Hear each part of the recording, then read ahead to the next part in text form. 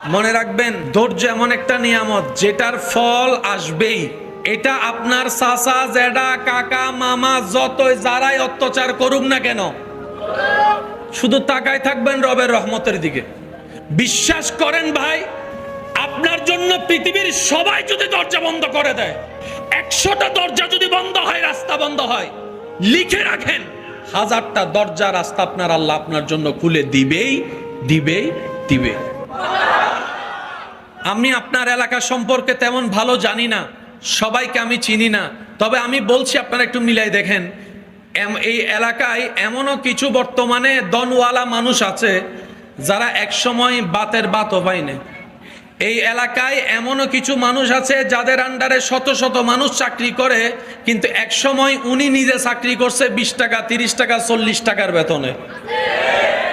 আরেকটু আওয়াজ দিয়ে বলেন আছে? আরো জোরে বলেন আছে? এই এলাকায় এমনও অনেক মানুষ আছে যারা টাকায় অনেকে পড়ালেখা করে, কিন্তু সে নিজে জীবনে পড়ালেখা করার তেমন কোনো সুযোগ আছে না? আছে না? আল্লাহ কাউকে মাহরুম করে না, সবাইকে দেয়, কিন্তু দেওয়ার একটা সময়, ওই সময় যেটা সেটা আসা পর্যন্ত অপেক্ষা করার নাম হচ্ছে ধৈর্য। এবার কোরআন কি বলছেন দেখেন, ইন্নাল্লাহা মাআস সাবিরিন।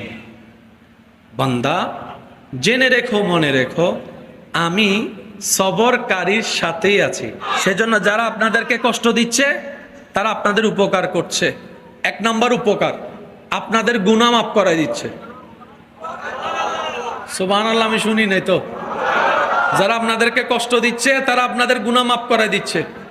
2 নম্বর, যারা আপনাদেরকে কষ্ট দিচ্ছে তারা আপনাদেরকে হাসরের আযাব থেকে বাঁচাই দিচ্ছে। 3 নম্বর, যারা আপনাদেরকে কষ্ট দিচ্ছে তারা আপনাদেরকে সওয়াব দিয়ে আপনাদের গুনাহগুলো নিজের কাঁধে নিয়ে নিচ্ছে। 4 নম্বর, যারা আপনাদের কাছে কষ্ট দিচ্ছে তারা আপনাদের জান্নাতে যাওয়ার রাস্তাটা সহজ করে দিচ্ছে।